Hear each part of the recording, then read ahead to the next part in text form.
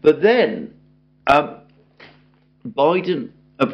Hirsch talks in rather more detail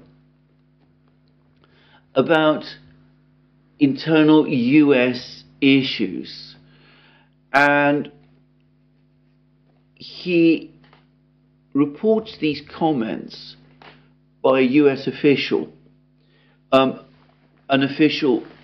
anonymous official, who Hirsch says passed on these comments directly to him. And this is what this official, according to Hirsch, said to Hirsch: Biden's principal issue is the war is that he's screwed. We didn't give Ukraine cluster bombs earlier in the war, but we're giving them cluster bombs now because that's all we've got left in the cupboard. Aren't these the bombs that are banned all over the world because they kill kids? But the Ukrainians tell us they're not planning to drop them on civilians. And then the administration claims that the Russians have used them first in the war, which is just a lie. This is, again, I'm quoting from what Seymour Hirsch says this US official said to him, this anonymous official. And these are the words of that anonymous official, as quoted by Hirsch. And then Hirsch goes on to quote this official, going on to say the following: in any case, cluster bombs have zero chance of changing the course of the war. And then Hirsch tells us that the official has told him that the real worry will come later this summer, perhaps as early as August, when the Russians, having easily weathered the Ukrainian assault, will counter-strike with a major offensive. And the official then is quoted by Hirsch as saying, what happens then? The United States has painted itself in a corner by calling for NATO to do something.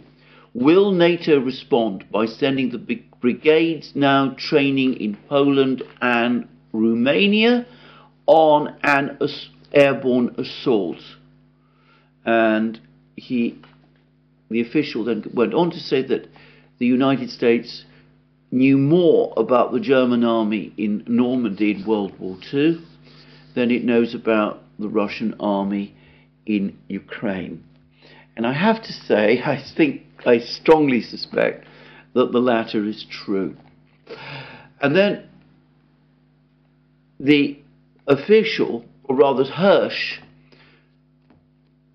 points about the other pressures, the internal pressures, and he says that there are other signs of internal stress, and he says that Under Secretary of State for Policy, Victoria Nuland, has been blocked, and Hirsch says that this is a word used by one Democratic Party insider, from being promoted to replace the much respected Deputy Secretary of State Wendy Sherman.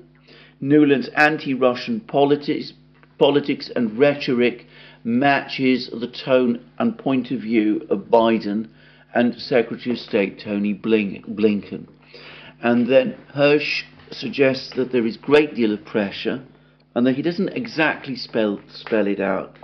He suggests that this pressure is coming from within the Democratic Party, worried about the election next year, that there is pressure, at least from the Democratic Party, to carry out a major reorganization of his government, of the administration.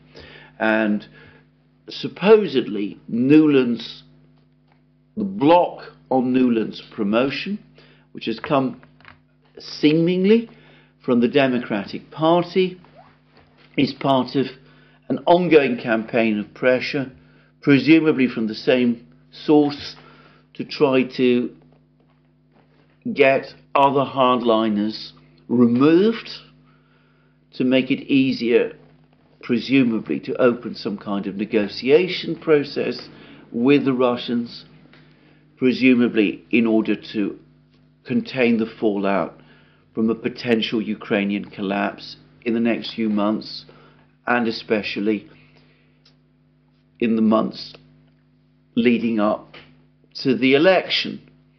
And we have words from a highly respected intelligence official. This is according again to Hirsch. And he said that all is in flux throughout the Biden national security bureaucracy. Yes, yes, big shuffle, big power struggle, Biden oblivious, all the ants fighting for the crumbs of a dying administration, advised all the professionals inside to shelter in place, wait and see the colour of the smoke from the Vatican Chancellery,